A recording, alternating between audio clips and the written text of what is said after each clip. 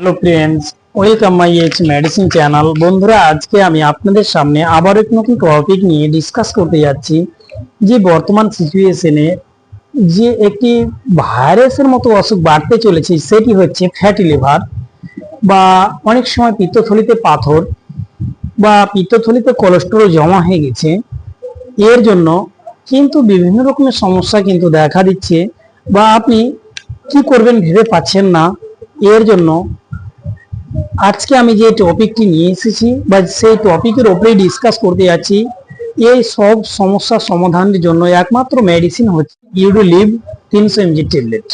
আমরা জানবো এই ইউডোলিভ 300 mg ট্যাবলেট এর মধ্যে কি কন্টেন্ট রয়েছে, এছাড়া এই মেডিসিনের ইউজ, তার ডোজ এবং তার সাইড ইফেক্ট কি, এই বিষয়গুলো জানার পূর্বে আপনাদের কাছে রিকোয়েস্ট, আপনারা চ্যানেলে নতুন হয়ে থাকেন চ্যানেলকে অবশ্যই সাবস্ক্রাইব করবেন এবং ভিডিওকে লাইক, শেয়ার, কমেন্ট করতে ভুলবেন না।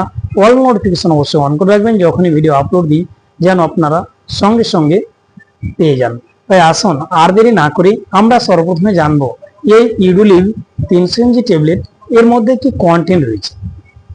এর মধ্যে যে কন্টেন্টটি রয়েছে সেটি হচ্ছে ইউরোসোডিও অক্সিকোলিক।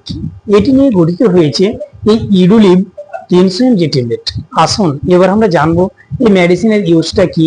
এই মেডিসিনকে বিশেষ করে ইউজ করা হয় যখন পেটের মধ্যে বা ফ্যাটি লিভার হয়ে যায়, লিভারে চর্বি হয়ে যায়, এছাড়া পিত্তথলিতে পাথর বা কোলেস্টেরল জমে যায়, তাকে কিন্তু ঠিক করার জন্য বা পাথরকে গলানোর জন্য এই মেডিসিনকে দিয়ে থাকে।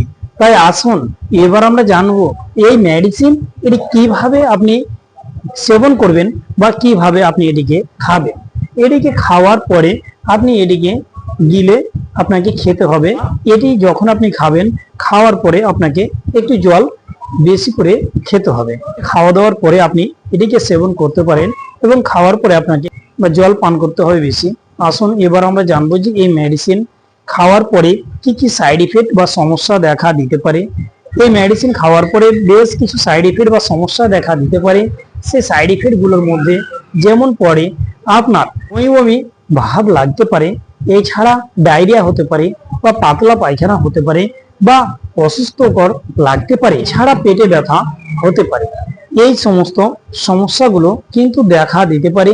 তাই আপনাদের কাছে রিকোয়েস্ট, আপনারা যখনই কোনো মেডিসিন ব্যবহার করবেন ডাক্তারের পরামর্শ নেবেন। ডাক্তারের পরামর্শ ছাড়া কোনো মেডিসিন ব্যবহার করবেন না। তাই ভালো থাকুন, সুস্থ থাকুন। আসি পরে ভিডিও আবার দেখা হবে।